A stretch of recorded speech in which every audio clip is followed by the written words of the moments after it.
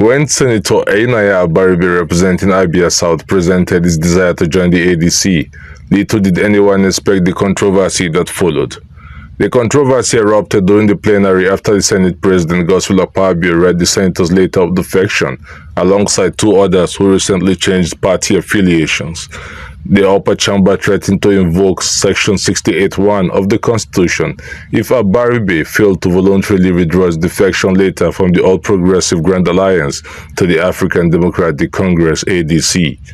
Raising concern over the constitutional implication of the move, Akpabio urged Deputy Senate President Jibrin Barrow to scrutinize the defection letters to determine whether the lawmakers met the constitutional conditions for leaving their parties.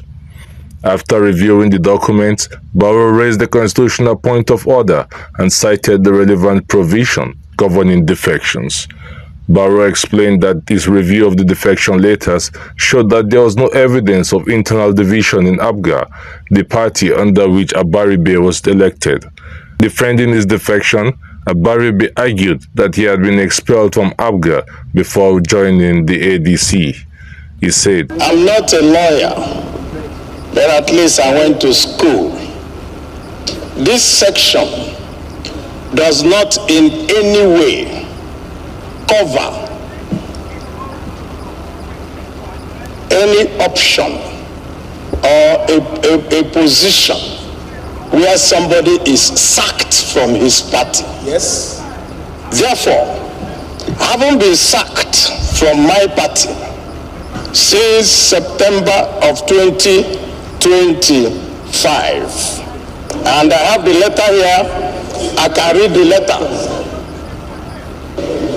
What else? Please. What he says very clearly that provided there is a division, but there is nothing that says if you have been sacked. So you're no longer a member if you're sacked. And I have the evidence, I have the letters, and I have everything. That is for, you must belong to a political party to be in this Senate. However, the leader of the Senate, Senator Akpabio, maintained that the Constitution also covers circumstances where a lawmaker loses membership of a political party. He explained that membership of a political party is a constitutional requirement for election into the National Assembly. This might be a test case for the Senate because senators have previously defected regardless of the state of their parties. For instance, when in August 2025, Senator Aliyu Wadada, chairman of the Public Accounts Committee, crossed from the SDP to the ruling APC, even when there was no crisis in the former. It did not raise any issue. Before then, in 2018, the current Senate President, Senator Akpabio, then Senate Minority Leader, was caught in a similar situation as Senator Abaribe when he crossed over from the PDP to the ruling APC. On that occasion, a group, the Legal Defense and Assistance Project, brought a suit before the Federal High Court in Abuja, seeking an order declaring vacant the seats of 54 members of the National Assembly, including Akpabio, who had been accused of unlawful defection from the parties that sponsored the elections to other ones. But the court ruled that Akpabio's movement from the People's Democratic Party to the All Progressive Congress was not a case of defection. Justice Okong Abang, in a judgment, held that the senator only moved to join APC out of frustration of being expelled by the PDP through a letter dated August 2, 2018. The judge held that having been expelled, Akpabio was at liberty to join another political party of his choice. He held that to declare Akpabio's seat vacant, as requested by the plaintiff, would be to punish him for exercising his right to freedom of association under Section 40 of the Constitution. Justice Abang held that the provision of Section 68(1)(g) of the Constitution was not applicable to Akpabio, who neither defected nor decamped, but only moved from the PDP following his expulsion. Nnamdi Obiaweri, a constitutional lawyer, said that while the Constitution did not take this particular scenario into consideration, that going by the strict letters of the law, having left the party that sponsored his election to the Senate, when there is no division within the party or merger by the party, he has lost the right to be a member of the Senate. In spite of that, Obiawere maintained that since the constitution is silent on what happens if a senator is expelled by his party, the presiding officers have the leverage to allow or disallow the defection.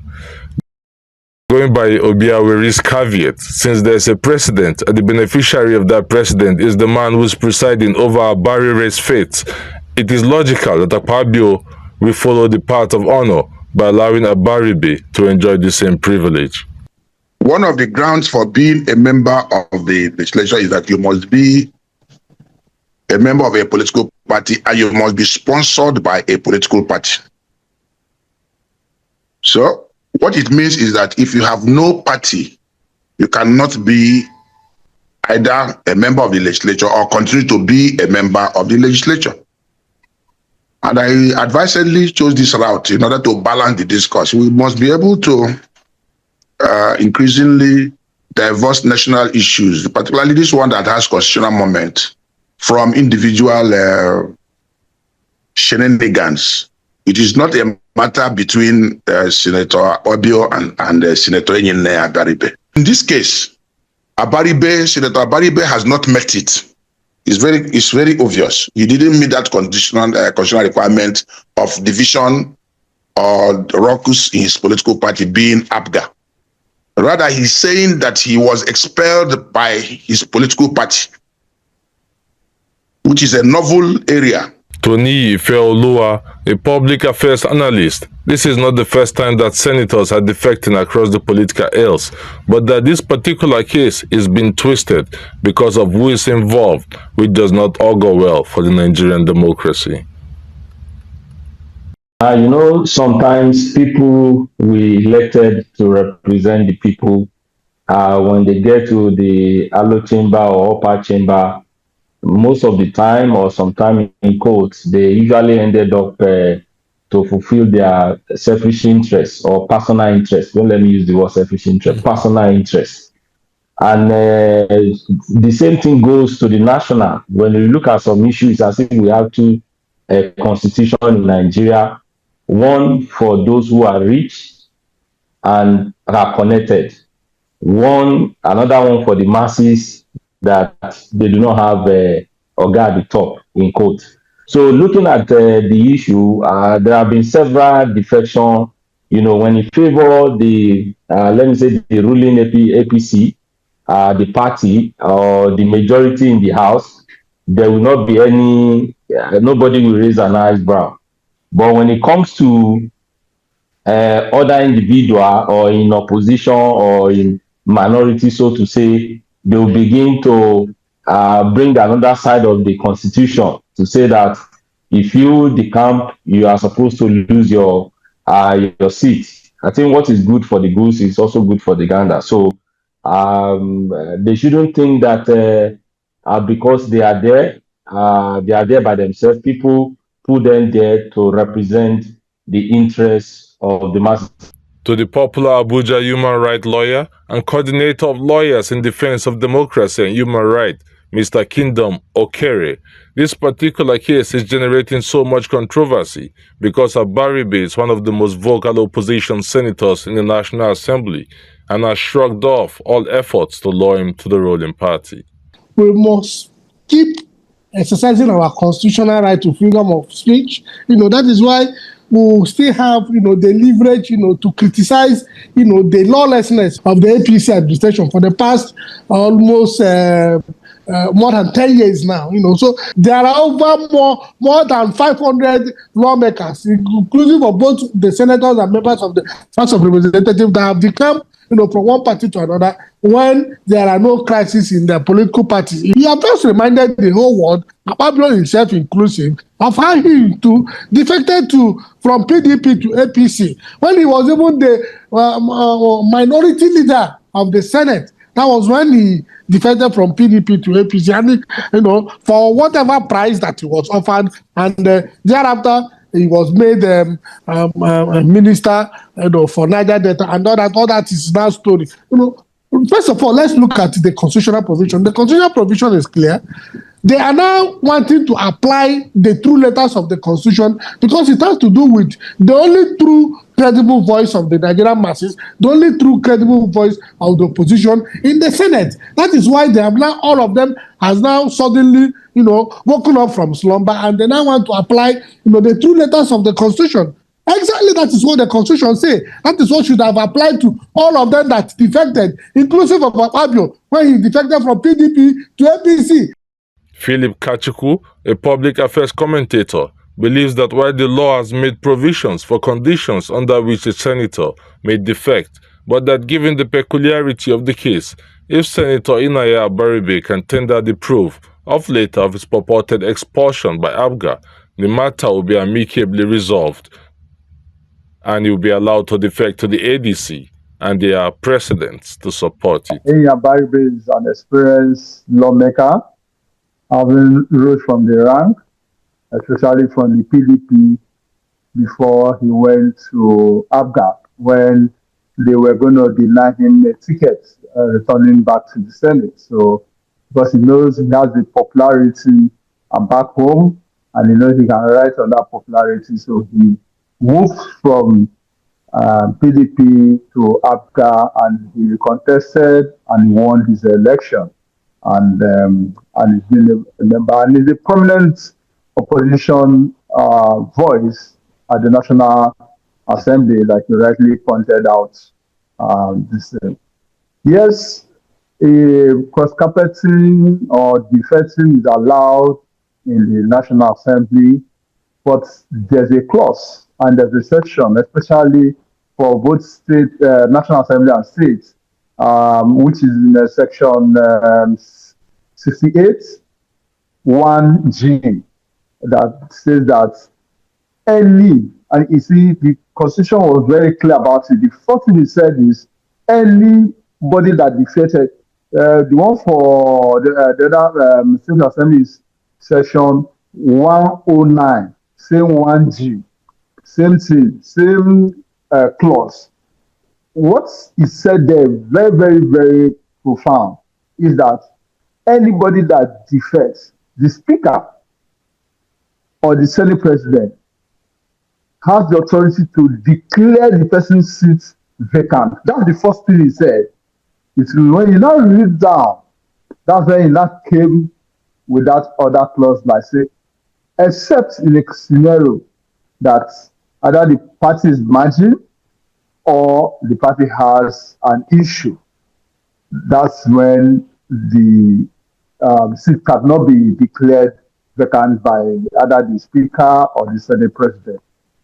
And what happened in the case, a lot of people have been cross-carpeting of defecting from one party to another, especially defecting from their parties, especially because of the Buhaha in PDP, party issues. A lot of people have moved to PDP, some have even moved to ADC. Some probably would have even moved to Labour if Labour was not that. Because people have also moved from Labour to ADC and some to APC. But the case of Abaribe Senator is the principal officer, which is the Senate President, said, if you are defecting on one ground. We know other parties that are defecting on which ground they are defecting. We are not aware that ABGA is on any crisis or the issue in ABGA. So why are you defecting for me to grant you that or not to declare your seat vacant? He said he was expelled. He said, okay, go and bring your letter of expulsion from ABGA. I mean, law is law, constitution is constitution, fairness is fairness. So we need to also work with the law sometimes, because sometimes our emotions override what the constitution says. And whatever the constitution says is what constitution, either you like it or not, until it stands amended, that constitution says, because that is our guiding principle. So I think the onus on Abaribe to prove and bring his expulsion letter from ABGA and tender it in the Red Chamber and said, this is my expulsion letter from the party, and that is where I'm moving from ABGA to ADC, my party of choice now, so that I can move on from there. So that's just what I've seen. What is the path ahead for Senator Abaribe? Will Akpabio, who is a mirror image of Abaribe's case, and his fellow party men back down? Or will the troubling spectacle of different folks, different strokes that has besmeared Nigeria's ethical and judicial environment take center stage? Put bluntly, will the APC-controlled Akpabio-led Senate deny the ADC-bound Abaribe a judicial precedent that Akpabio had benefited from? That is the moral question that the Nigeria's apex lawmaking body has to contend with. Gabriel Atumei reporting for True Vision Television, the platform that democratizes the media space.